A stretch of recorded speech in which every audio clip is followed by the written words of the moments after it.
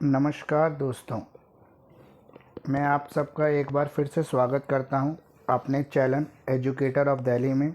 मेरा नाम मुकेश किरार है। जैसे कि हम पिछले एपिसोड में legal history, modern Indian legal history का चार्टर 1726 कवर कर चुके हैं। इसमें हमने बताया था किस तरह किंग जॉर्ज वन ने एक चार्टर इंडिया भेजा जिसे रॉयल चार्टर के नाम से जाना गया। इस रॉयल चार्टर में कई तरह की विशेषताएं थी जिसको हम पिछली बार हमने डिस्कस किया है। 1726 के चार्टर में जो सबसे मेन पॉइंट था वो ये था कि मेयर कोर्ट अब तीनों प्रेसिडेंसीज के अंदर बना दी गई। पहले सिर्फ एक प्रेसिडेंसी के अंदर ही मेयर कोर्ट चल रही थी, वो थी मद्रास प्रेसिडेंसी, लेकिन अब तीनों प्रेसिडेंसीज के अंदर रॉयल कोर्ट की स्थापना कर दी गई। अब सबसे पहले हम इसका एक बैकग्राउंड डिस्कस कर लेते हैं कि रॉयल चार्टर 1753 की क्यों ज़रूरत पड़ी, क्यों रॉयल चार्टर 1753 आया।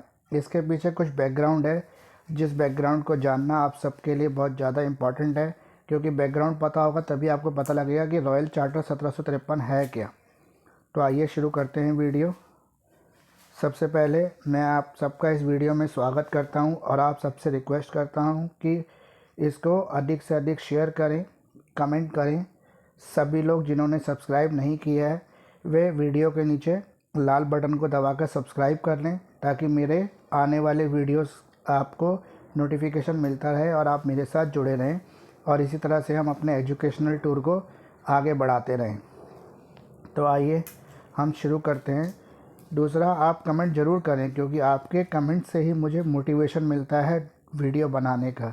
जितना ज़्यादा आप कमेंट करेंगे, कमेंट में लिखेंगे कि हमें वीडियो पसंद आया या आपके वीडियो में ये कमी थी, सर वीडियो को इस तरह से सुधारें, तो हम और इम्प्रूवमेंट लाएंगे और अच्छा वीडियो आप लोगों के लिए बनाएंगे। तो कोशिश करें कि आप कमेंट ज़रूर करें वीडियो के अंदर। आपको अच्छा लगा तो भी कमेंट करें, आपको वीडियो के अंदर कुछ कमी नज़र आई तो वो भी कमेंट करके हमें ज़रूर बताएं, क्योंकि आपके कमेंट्स हमारे लिए बहुत इम्पोर्टेंट्स हैं और कमेंट ही हमें मोटिवेट करते हैं नई वीडियो बनाने के लिए। आइए वीडियो को शुरू करते हैं। वीडियो में आज हम जो टॉपिक कवर कर रहे हैं वो हमारा है चार्टर 1753, जिसे रॉयल चार्टर 1753 के नाम से भी जाना जाता है। अब सबसे पहले तो मैं आपको ये बता दूं कि चार्टर होता क्या है। चार्टर कुछ और नहीं है, ऐसा कोई स्पेशल चीज़ नहीं है। चार्टर एक डॉक्यूमेंट है, एक पेज है, एक कलेक्शंस ऑफ सीरीज़ है डॉक्यूमेंट की, जो इशू करता है क्राउन कौन है? इंग्लैंड का जो समय का राजा है वो इशू करता है चार्टर को। और चार्टर को क्यों इशू करता है? वो चार्टर को इसलिए इशू करता है कि ईस्ट इंडिया कंपनी, जो इंडिया में उसके पास 3 प्रेसिडेंसीज़ हैं, बॉम्बे, मद्रास और कलकत्ता, उसको गवर्न कर सके, उसको एडमिनिस्ट्रेशन प्रॉपर तरीके से चल सके। इसलिए टाइम टू टाइम वो चार्टर भेजते रहते हैं अमेंडमेंट करके, यानी कि सिचुएशन कंडीशन के हिसाब से वो लॉस को अपडेट कर करके इंडिया भेजते हैं, ताकि इंडिया का एडमिनिस्ट्रेशन अच्छी तरह चलता रहे। और लॉ पर डायरेक्टिंग करने के लिए, पीपल्स को बताने के लिए वो चार्टर बनाते हैं। तो आज हम जो कवर करेंगे वो है रॉयल चार्टर 1753। इससे पहले हमें आपको एक चीज़ बता दें कि जैसे मद्रास है, मद्रास के साथ में एक टाउन है पौंडुचेरी मद्रास के काफ़ी पास है, और पौंडुचेरी पर कब्जा था फ्रेंच का और मद्रास पे कब्जा था ब्रिटिश का। अचानक क्या हुआ कि ब्रिटिश और फ्रेंच के बीच में लड़ाई हुई और उस लड़ाई में फ्रेंच जीत गए, यानी कि ब्रिटिश उस लड़ाई में हार गए, ईस्ट इंडिया कंपनी उस लड़ाई में हार गई।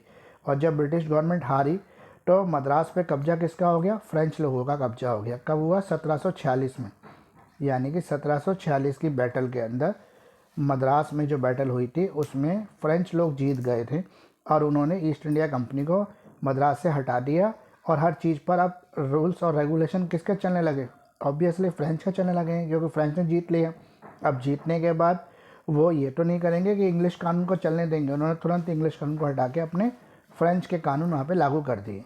तो 1746 की इस लड़ाई में फ्रेंच ने ऑक्यूपाइड कर लिया था मद्रास को, और ये मद्रास उसके पास रहा अगस्त 1749 तक। करीब करीब 3 साल तक मद्रास इनके पास रहा और फिर दोबारा से वो ब्रिटिश के पास आया जब उन्होंने सरेंडर कर दिया मद्रास को ब्रिटिश को। दोबारा से फ्रेंच लोगों ने वापस दे दिए। तो 3 साल जो ब्रिटिश का कानून उसके अंदर नहीं लगा, इंग्लिश लॉ नहीं लगा, तो बहुत सारी ऐसी स्थिति पैदा हो गई थी मद्रास के अंदर कि अब एक नया चार्टर बनाने की बहुत ज़्यादा ज़रूरत थी। इसीलिए किंग जॉर्ज टू ने एक नया रॉयल चार्टर 1753 में बनाया। तो 1726 का जो चार्टर बनाया था वो किसने बनाया था? किंग जॉर्ज वन ने बनाया था। और 1753 का चार्टर बनाया किंग जॉर्ज टू ने। तो हमने इसका बैकग्राउंड समझ लिया कि रॉयल चार्टर क्यों आया। अब ज़रा रीजंस एक बार डिस्कस कर लेते हैं कि क्यों ज़रूरत पड़ी थी रॉयल चार्टर को लाने के लिए 1753 के अंदर। तो जैसे मैंने पहले भी आपको बताया था कि मेयर कोर्ट और किंग कोर्ट दोनों कोर्टों के बीच में, मेयर कोर्ट और किंग कोर्ट दोनों कोर्टों के बीच में कॉन्फ्लिक्ट चल रहा था। और वो कॉन्फ्लिक्ट इसलिए चल रहा था कि दोनों ही अपने आप को सुपीरियर घोषित करना चाहते थे इंडिया की प्रेसिडेंसीज़ के अंदर। तो 3 प्रेसिडेंसी थी इंडिया के अंदर, एक बॉम्बे थी, एक मद्रास थी और एक कैलकाटा। और तीनों प्रेसिडेंसीज़ के अंदर अलग अलग गवर्नर एंड काउंसिल थे। मद्रास का अलग गवर्नर काउंसिल, बॉम्बे का अलग गवर्नर काउंसिल और कैलकाटा का अलग गवर्नर एंड काउंसिल। लेकिन इसी तरह से 3 मेयर कोर्ट भी थी तीनों के अंदर। बॉम्बे के अंदर अलग मेयर कोर्ट थी और बॉम्बे के अंदर अलग मेयर कोर्ट थी, कैलकाटा के अंदर अलग मेयर कोर्ट थी और मद्रास के अंदर अलग मेयर कोर्ट थी। लेकिन इनकी जुरिडिक्शन जो थी, अधिकार क्षेत्र जो था वो सेम था मेयर कोर्ट और गवर्नर कोर्ट का। फ़र्क इतना था कि सिविल केसेस जो होते थे वो मेयर कोर्ट देखता था, क्रिमिनल केसेस गवर्नर कोर्ट। लेकिन गवर्नर कोर्ट सिविल केसेस भी देख सकता था। तो इसी वजह से दोनों के बीच में कॉन्फ्लिक्ट था सुपेरिटी के लिए। वो कहता था कि मेयर कोर्ट ऊपर है और गवर्नर कहता था कि गवर्नर कोर्ट ऊपर है। तो इस कॉन्फ्लिक्ट को ख़त्म करने के लिए भी रॉयल चार्टर 1753 लाया गया। The company therefore request the British King to issue a fresh charter so as to introduce the suitable amendment in the earlier charter of 1726। Company ने एक रिक्वेस्ट भेजी। कंपनी कौन सी company? East India company. East India company ने British crown को, यानी कि English crown को, किंग जॉर्ज टू को एक रिक्वेस्ट दी कि हमें एक नए चार्टर की ज़रूरत है ताकि इन छोटे छोटे कॉन्फ्लिक्ट्स को ख़त्म किया जा सके। तीसरा जो रीज़न है, मद्रास जो था वो पहले फ्रेंच के ऑक्यूपेशन में चला गया था 1746 में, और 3 साल बाद जब वो आया 1749 में, तो काफ़ी चीज़ें चेंज हो चुकी थी और समय के अकॉर्डिंग चेंज करने के लिए भी नए चार्टर की ज़रूरत थी। इसीलिए भी उन्होंने ब्रिटिश किंग को रिक्वेस्ट की कि एक नया चार्टर लाया जाए। Therefore the company needed a fresh charter for the British for supervision and power revival of the institution of the mayor court in the Madras। तो मद्रास की जो मेयर कोर्ट थी उसकी पावर्स को रिवाइव करने के लिए, दोबारा से उसको सत्ता में लाने के लिए बहुत ज़्यादा ज़रूरत थी एक नए चार्टर की। इसलिए भी 1753 का चार्टर आया। तो मेरे वीडियो में अब जो इमेज देख रहे हैं, चार्टर कुछ इस तरह का डॉक्यूमेंट होता था जो प्रिंटेड डॉक्यूमेंट होता था पेपर के ऊपर। वो इंडिया भेजा जाता था और उसके according rules and administration, laws and administration चलता था इंडिया का। तो यहाँ रीजन्स हमने डिस्कस कर लिए कि किन किन रीज़नों की वजह से रॉयल चार्टर 1753 की ज़रूरत पड़ी। अब ज़रा एक बार फीचर्स डिस्कस कर लेते हैं कि रॉयल चार्टर के फीचर्स क्या हैं। 1753 रॉयल चार्टर के क्या क्या फीचर्स हैं। तो पहला जो इसका फीचर्स है वो है mayor's court of presidencies were modified to overcome the shortcoming of their earlier working. Mayor court की जो पिछली शॉर्ट कमिंग थी उससे बाहर निकाल कर उनको एक पावरफुल मेयर कोर्ट बनाने के लिए भी रॉयल चार्टर 1753 की ज़रूरत थी। Mayor court were subordinate to the governor and council. अब पहले जो जुडिक्शन की लड़ाई थी गवर्नर कोर्ट और मेयर कोर्ट के अंदर, तो अब चार्टर में क्लियर लिख दिया गया कि मेयर कोर्ट जो है वो सबोर्डिनेट कोर्ट है। किसकी सबोर्डिनेट है? गवर्नर एंड काउंसिल की सबोर्डिनेट कोर्ट है। Corporation of each presidency under the control of the council made by the appointment of mayor and alderman। अब मेयर और एल्डरमैन की अपॉइंटमेंट ईच प्रेसिडेंसीज के अंदर किसका दायित्व हो गया था? गवर्नर एंड काउंसिल का। गवर्नर एंड काउंसिल ही अपॉइंट करता था मेयर को और एल्डरमैन्स को, और मेयर और एल्डरमैन को डिसमिस करने का, यानी कि हटाने का अधिकार भी सिर्फ किसके पास था? गवर्नर एंड काउंसिल्स के पास था। यानी कि गवर्नर और उसकी काउंसिल, उसके जो काउंसिल के लोग हैं, जो 4 से 5 मेंबर होते हैं काउंसिल में 4 मेंबर होते हैं और गवर्नर मिला के टोटल 5 लोग हो जाते हैं। The mayor court completely subordinate the government council. तो मेयर कोर्ट को पूरी तरह से सबोर्डिनेट कर दिया गया मेयर काउंसिल के, गवर्नर एंड काउंसिल के अंदर। तीसरा जो सबसे बड़ा बदलाव 1753 के चार्टर में आया वो ये आया कि जो नेटिव्स थे, नेटिव्स वो लोग होते हैं जो वहाँ के लोकल रेजिडेंट्स होते हैं। जैसे इंडिया है, बंगाल है, तो बंगाल के नेटिव्स कौन होंगे? बंगाली लोग होंगे। मद्रास के नेटिव्स कौन होंगे? मद्रासी लोग होंगे। और बॉम्बे में कौन रहेगा? महाराष्ट्रियन लोग रहेंगे। तो वहाँ के जो नेटिव्स हैं, इनके जो सिविल मैटर्स होते थे उसके अंदर मेयर कोड इंटरफेयर करती थी। पहले ज़बरदस्ती मेयर कोड उनको डिसाइड करती थी, लेकिन अब जो था चार्टर के अंदर 1753 के अंदर ये रोक लगा दी गई कि नेटिव्स के केस मेयर कोर्ट नहीं सुनेगी। और नेटिव्स के केस के लिए नेटिव के जो अपने लॉज हैं, जो अपने कानून हैं, जो उनके लोकल कानून हैं, उनके द्वारा उन केस को डिसाइड किया जाएगा। यानी कि नेटिव के केस के बीच में पढ़ने की ज़रूरत नहीं है। किसको ज़रूरत नहीं है? मेयर कोर्ट को। मेयर कोर्ट को नेटिव केस सुनने से मना कर दिया गया, क्योंकि इससे काफ़ी ज़्यादा केसेस का बर्डन मेयर कोर्ट पे पड़ रहा था और काफ़ी केसेस को कम किया जा सकता था इसके द्वारा। इसीलिए मेयर कोर्ट को ये रिस्ट्रिक्ट कर दिया कि वो नेटिव के केस नहीं सुनेगी। केवल उस कंडीशन में मेयर कोर्ट नेटिव्स के केस को सुन सकती है, सिविल केसेस को, जिसमें दोनों पार्टी तैयार हों मेयर कोर्ट में जाने के लिए। अगर उनमें से एक भी पार्टी तैयार नहीं होगी तो मेयर कोर्ट के अंदर उसकी प्रोसीडिंग नहीं हो पाएगी, यानी कि मेयर कोर्ट उसको नहीं सुनेगी।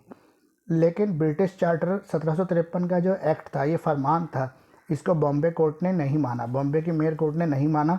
वो फिर भी लगातार नेटिव के केस को सुनती रही, उस पर डिसीजन देती रही।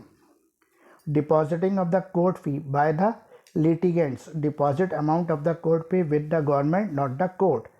अब एक और नई चीज़ रॉयल चार्टर 1753 में आई कि किसी भी केस को सुनने के लिए, सिविल केस को सुनने के लिए मेयर कोर्ट की एक कोर्ट फीस होती है। उस कोर्ट फीस को अब हमें कोर्ट में जमा नहीं करना था। वो जो भी केस है उसकी कोर्ट फीस को कहाँ जमा करना था? गवर्नमेंट के पास जमा करना था। गवर्नमेंट कौन है? Governor and council. तो गवर्नर एंड काउंसिल के पास फीस जमा करनी थी ताकि कोर्ट के बर्डन को इस फीस से कम किया जा सके। इस वजह से ये एक्ट लाया गया।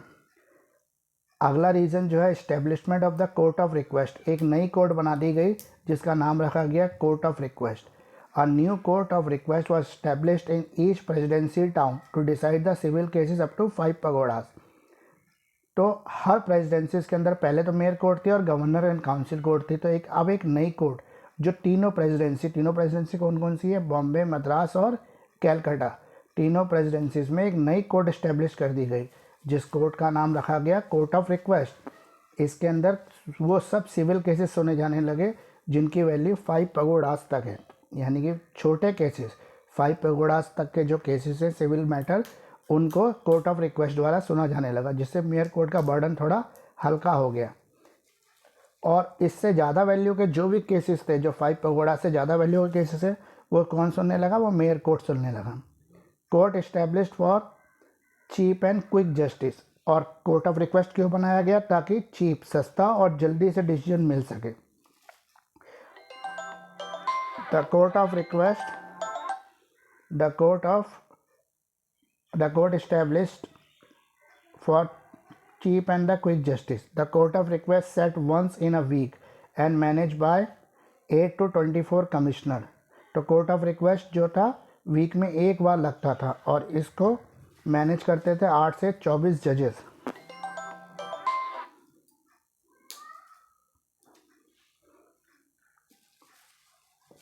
Three commissioner were sit by rotation on every court day.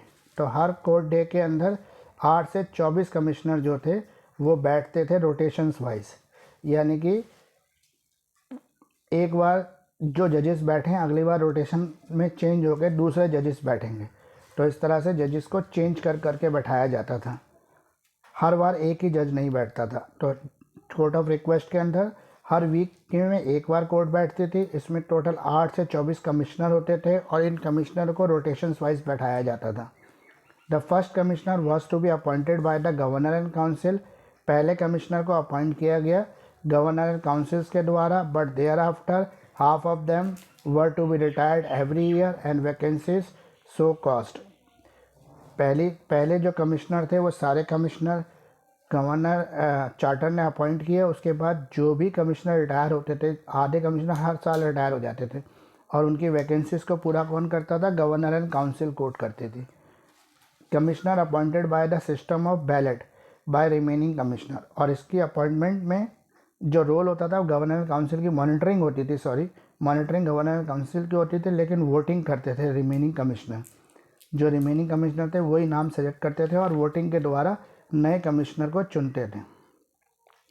अब जरा जुडिशियल अरेंजमेंट पढ़ लेते हैं। जुडिशियल अरेंजमेंट क्या क्या थे 1753 के चार्टर के अंदर। 1753 के चार्टर में 4 तरह की कोर्ट काम कर रही थी। पहली कोर्ट थी द कोर्ट ऑफ रिक्वेस्ट, जिसमें 5 पगोडास के केसेस ही सुने जाते थे, अप टू 5 पगोडास केसेस सुने जाते थे। उससे ज़्यादा के जो केसेस होते थे 5 पगोडास के ज़्यादा वो मेयर कोर्ट में चले जाते थे, यानी कि दूसरी कोर्ट जो थी वो मेयर कोर्ट थी। और तीसरी कोर्ट थी जो क्रिमिनल केसेस को सुनती थी वो थी court of governor and council court. ये अपील कोर्ट भी थी। मेयर कोर्ट के अंदर जो डिसीजन हुआ इससे अगर आप सेटिस्फाइड नहीं हैं तो आप उसकी अपील गवर्नर कोर्ट में कर सकते हैं। Special and exclusive जुडिशन criminal cases के लिए यहाँ पर स्पेशल से मतलब जो भी क्रिमिनल केसेस होते थे वो सिर्फ गवर्नर एंड काउंसिल कोर्ट में सुने जाते थे, ये और दूसरी कोर्ट में नहीं सुने जाते थे। तो इसके लिए ये एक्सक्लूसिव जुडिशन था, governor and council court. The court of king in council, last court जो थी court of king in council थी, यानी कि किंग की कोर्ट थी। अब किंग की कोर्ट है तो कहाँ होगी, इंग्लैंड में होगी। तो ऐसे कोई भी केसेस जो गवर्नर एंड काउंसिल के डिसीजन से खुश नहीं है वो अपनी अपील को court of king in council में ले जा सकते थे, यानी कि अपील कर सकते थे इंग्लैंड की कोर्ट में। और सिविल केसेस जो मोर देन 1000 पगोडास थे वो कहाँ पे सुने जाते थे, वो अधिकतर सुने जाते थे उनकी अपील केसेस की अपील वो कर सकते थे इंग्लैंड की कोर्ट में, यानी कि किंग और काउंसिल की कोर्ट में। तो अभी हमने जो 1753 का चार्टर कवर किया है, इसके अंदर मेन क्या था कि कॉन्फ्लिक्ट जो चल रहा था मेयर और गवर्नर एंड काउंसिल के अंदर, उस कॉन्फ्लिक्ट को ख़त्म करना था। मेयर कोर्ट और गवर्नर कोर्ट के अंदर एक ही कॉन्फ्लिक्ट था कि दोनों अपने आप को सुपीरियर समझते थे।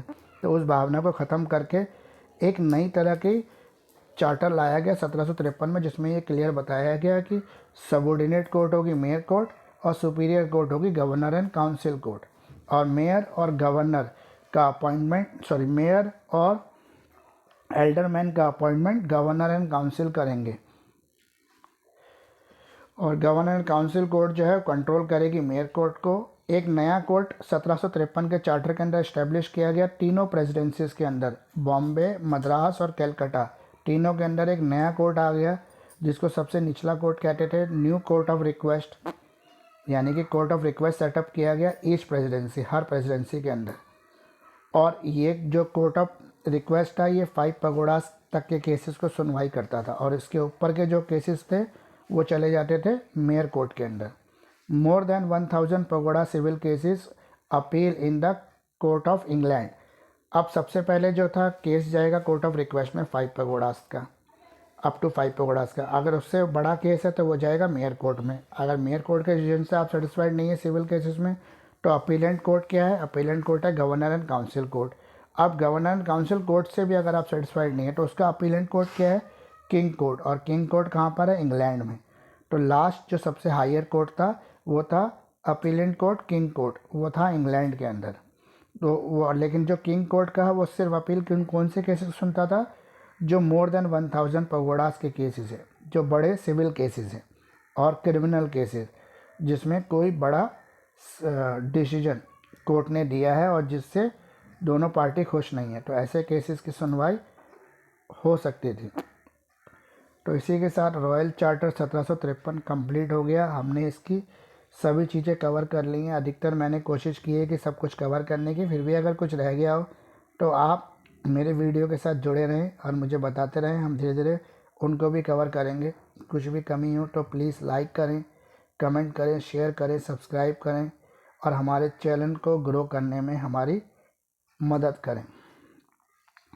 तो मैं फिर से आपसे कहता हूं कि आप कमेंट ज़रूर करें, क्योंकि आपके कमेंट ही हमें मोटिवेट करते हैं वीडियो को इम्प्रूव करने के लिए, और हम आगे नए नए इम्प्रूवमेंट के साथ आपके बीच में वीडियो लाते रहेंगे। तो लीगल हिस्ट्री के अंदर और वीडियो से जुड़ने के लिए हमारे साथ बने रहें। अगले वीडियो के अंदर हम जो टॉपिक कवर करेंगे वो रेगुलेटिंग एक्ट 1773 को कवर करेंगे। तो थैंक्स फॉर वॉचिंग कि आपने इतना समय दिया हमारे वीडियो को सुनने के लिए। इसी तरह से हमारे चैनल से जुड़े रहें, हमारे वीडियोस को देखते रहें। मेरा नाम मुकेश किरार है और हम इस तरह से लीगल हिस्ट्री के वीडियो आपके बीच में लाते रहेंगे। Thanks for watching, keep watching. Thanks to everyone, इतना समय देने के लिए धन्यवाद सभी का। हमारे चैनल से जुड़े रहें। अगर इससे जुड़े नोट्स की आपको रिक्वायरमेंट है, आपको पीडीएफ फॉर्मेट में नोट्स चाहिए, तो कमेंट बॉक्स में कमेंट करें, अपना मोबाइल नंबर छोड़ दें, मैं व्हाट्सएप पर आपको नोट्स भेज दूंगा। नंबर जो भी हो वो आपका व्हाट्सएप से जुड़ा हुआ नंबर हो, ताकि आपको नोट्स जल्दी से और इजीली प्रोवाइड हो जाए। Thanks for watching, thank you.